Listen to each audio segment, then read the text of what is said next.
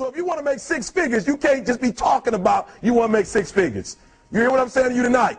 If you do the 3 things I tell you to do tonight, I guarantee you, whatever it is you want to do in life, you'll be able to do. You will be able to accomplish whatever you want to academically, financially, relationally, whatever. So 3 things.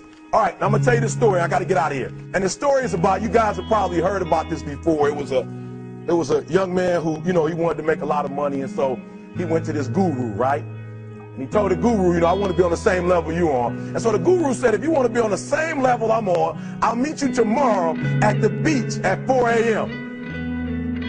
He like, the beach? I said, I want to make money. I don't want to swim. Guru said, if you want to make money, I'll meet you tomorrow, 4 a.m. So the young man got there at 4 a.m. He all ready to rock and roll, got on the suit. He should have worn shorts. The old man grabs his hand and said, how bad do you want to be successful? He said, real bad. He said, walk on out in the water. So he walks out into the water. Watch this. When he walks out into the water, it goes waist deep. So he's like, this guy crazy. Adrian, he's like, I want to make money. He got me out here swimming. I didn't ask to be a lifeguard. I want to make money. He got me in. So he said, come out a little further. Walked out a little further. Then he had it right around this area, the shoulder area. So this old man crazy. He's making money, but he crazy. He said, come on out a little further. Came out a little further. It was right at his mouth. My man like, I'm about to go back in here. This guy is mine. So the old man said, I thought you said you wanted to be successful. He said, I do. He said, walk a little further. He came, dropped his head in, held him down, hold him down. My man getting scratching, holding him down. I got you. I know you brushed it out, but I got you. He had him held down. I need you for an illustration. He had him held down. Just before my man was about to pass out, he raised him up. He said, I got a question for you. Somebody answer the question for me. He said, when you were underwater, what did you want to do? Lee, I'm looking for a different word though than lip. What's that word? He said, I wanted to breathe. He told the guy, he said, when you want to succeed as bad as you want to breathe, then you'll be successful. I don't know how many of y'all got asthma in here today, but if you ever had an asthma attack before, you short of breath, SOB, shortness of breath, you wheezing. The only thing you trying to do is get some air.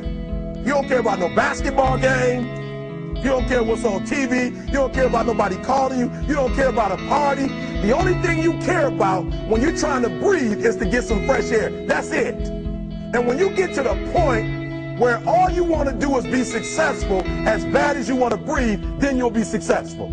And I'm here to tell you, number one, that most of you say you want to be successful, but you don't want it bad. You just kind of want it. You don't want it badder than you want to party. You don't want it as much as you want to be cool. Most of you don't want success as much as you want to sleep. Some of you love sleep more than you love success. And I'm here to tell you today, if you're going to be successful, you've got to be willing to give up sleep. You got to be willing to work off for 3 hours of sleep, 2 hours. If you really want to be successful, some days you're going to have to stay up 3 days in a row. Because if you go to sleep, you might miss the opportunity to be successful. That's how bad you got to want it. You got to go days without, listen to me, you got to want to be successful so bad that you forget to eat. Beyonce said once she was on the set doing her thing, 3 days had gone by, she forgot she didn't eat. Because she was engaged. I'll never forget when 50 Cent was doing his movie, I did a little research on 50, and 50 said that when he wasn't doing the movie, he was doing the soundtrack. And they said, when do you sleep, 50? Sleep. He said, sleep. Sleep is for those people who are broke. I don't sleep. He said, I got an opportunity to make a dream become a reality. Football players, how many football players? Got anybody like football in here? Raise your hand. Anybody like football? Emmitt Smith. I used to be a Cowboy fan. Before they did my boy Tom Landry wrong, I used to be a Cowboy fan. And watch this, there was a commercial. Emmitt Smith had won his first Super Bowl, and he had this commercial when he was lifting weights. I don't know if you saw the commercial when he was lifting, and Emmitt said, you know what? I won the Super Bowl, so I can rest now. He was doing his bench press. So he said, I won the Super Bowl, so I can rest now. So he throws up about 325, boom. And he rests for about 2 seconds. And he boom, boom, boom. Did you see that? He'd already won a Super Bowl. He said, I think I'm going to take a rest. And he rests for how long? 1 second. Most of you won't be successful because when you're studying and you get tired, you quit. And I'm here to tell you today, if you got somebody came to my office the other day crying. I said, look, don't cry to give up, cry to keep going. Don't cry to quit. You already in pain, you already hurt, get a reward from it. Don't go to sleep until you succeed. Listen to me. I'm here to tell you today that you can come here, you can jump up, you can do flips, you can be excited when we give away money. But listen to me, you'll never be successful until I don't have to give you a dime to do what you do. You won't be successful until you say, I don't need that money, because I got it in here. So listen to me. Emmett Smith said this at the end of the commercial. Emmett Smith said, all men are created equal. Some work harder in preseason. I'm going to say it again because you might have missed it.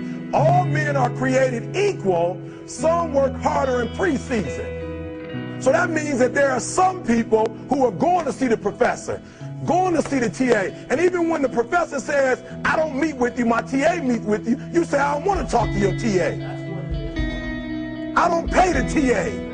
I pay you to teach me. So you're going to have to find some time to meet me. If I got to meet you at the mall, if I got to meet you at your house, you are going to see me. Listen to me. All men are created equal. Some work hard in preseason. When I went to college, guys were way smarter than me. 4.0s, 3.0s. They went to the Ivy League high schools, came to Oakwood from these great high schools. Most of them are not doing what I'm doing. Why? Because it's not about where you come from. It's about heart. You come to a place where, being smart ain't enough. You got to have heart. That's number one. Watch number two. Number two, catch number two. I wrote it down. I wanted to make sure you got it. It says, watch this. We're talking about sacrifice now. The important thing is this. You're right in why I'm saying it, because I only have about 3 more minutes. Listen to me. The most important thing is this. To be able at any moment to sacrifice what you are for what you will become. That's the number 2 thing. You got to catch that one. To be able to, listen to me, at any moment. Some of you can make sacrifices when Monday Night Football is not on. You can make a sacrifice. But when the game come on, for some reason, you just attach to it. For some of you, when your favorite show come on, you can make sacrifices on Sunday when ain't nothing going on. But when your favorite show comes on Monday, bam, some of you focus until the phone ring, and then you like, I gotta answer it. If I don't answer the phone, I'm gonna die. I'm saying to you today that there are some of you, if you give up your cell phone, you would be successful. But your cell phone is more important to you than your success. I'm gonna say it again. I'm gonna hurt somebody. Some of you need to give up your cell phone, because the time you spend on your cell phone could be used for your success. The time you could be using to be successful, you're using it on the cell. And the cell phone is not bringing you nothing but a bill. And somebody has told you you couldn't live without it. I'm talking about going deep now, giving up stuff. Watch what it says. To be able at any moment to sacrifice what we are for what we could be. I don't do well in math. You're right. You ain't never studied. I'm not good in writing because you have never written before.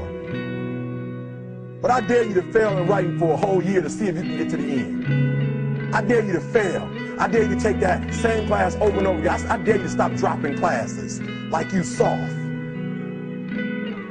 Always want to give up. I'm dropping. Why are you dropping?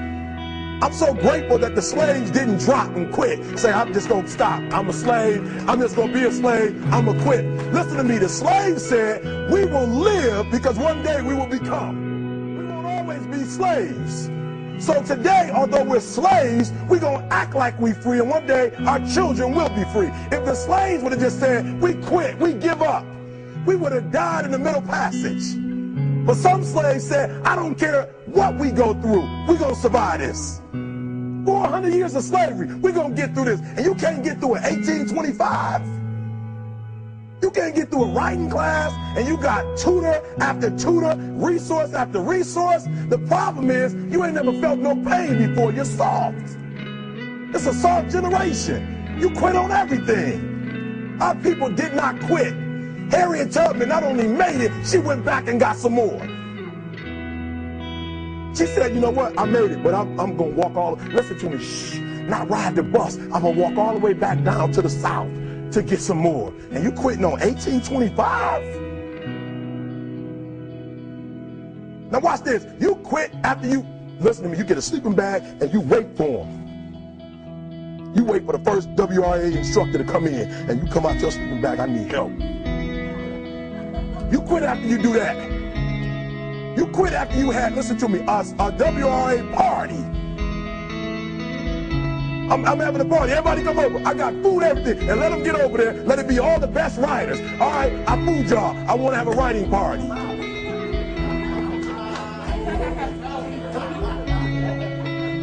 I'm serious. You quit and you ain't even tried yet. Last one. I'm sorry. Last one. Listen to me. Pain is temporary. It may last for a minute or an hour or a day or even a year. But eventually it will subside and something else will take its place. If I quit, however, it will last forever. Listen to me, I'm telling you as I leave. I'm telling you as I leave, I was homeless for 2.5 years. And the problem with most of you never felt no pain before. Y'all spoiled. Y'all spoiled. Some of y'all spoiled, just bottom line. Your parents have done everything for you. You never had to do nothing for yourself. You're spoiled. We're going to keep it real tonight. Some of you are spoiled brats. Every time you ever got in trouble, somebody in your house got you out of it. Every time you've done something you're not supposed to do, people say, Eric, your mother's a tyrant. You're right. She kicked me out. You're right. She's mean, but she developed a man because she put me out there and said, you're going to have to grow up. And some of you have never learned to grow up. And so every time something get hard, you quit, you call mama. I dare you to take a little pain. I dare you. I dare you not to go home. Somebody said, I don't go home, I feel bad. Go through it. You ain't gonna die. At the end of pain is success. You're not gonna die because you're feeling a little pain. I'm not eating like I eat at home. That's why you're about to go to the next level, because if you keep eating like you ate at home, you'll keep being a boy or a girl. It's time to become man, woman. So don't worry about a little pain. My greatest asset is I was homeless. So I can't feel a whole lot of pain. I've already been alone. There's not a whole lot of hurt I can feel on a little paper, on a little test. So I leave you, listen to me. We have gotten to a point where it's midterms and we're moving forward. The days of you getting money, I'm not saying we quitting, but I'm saying the day has got to go from external to internal. You have to give it everything you got. No more TV, no more parties, no more playing. If you don't have a 4.0, what you need to be doing is studying. Get off the phone. I'm sorry, I'm not available until the end of this year. No, I'm for real. You reached the right number, but you called me at the wrong time. Call me back January 1st. I'm about to get busy now. Huh? I want you to have a countdown of your own and say when the countdown is over, we're the real, watch me, because when I was homeless, I knew something was wrong. I knew that wasn't the best of me. And one day I said, will the real Eric Thomas please stand up? Will the real Eric Thomas please stand up? Stop being this high school dropout. Stop giving up. Stop sleeping on the street. Stop walking up and down Fecal Avenue like you ain't got nothing, and get your GED. Stop being afraid to take a test. Stop being afraid to go to college because your daddy didn't go and your mama didn't go. Stop being afraid and be the best Eric Thomas you can be. But listen to me, it's going to be hard. It took me 12 years to get a 4-year degree, but I got it. And guess what? On a degree, it don't have dates. So if it took you 4 and it took me 12, it don't show up nowhere. But I'm exactly where I wanted to be because I realized I got to commit my very being to this thing. I gotta breathe it, I gotta eat it, I gotta sleep it. And until you get there, you'll never be successful in life. But once you get there, I guarantee you, the world is yours. So work hard and you can have whatever it is you want. Thank you guys for your time.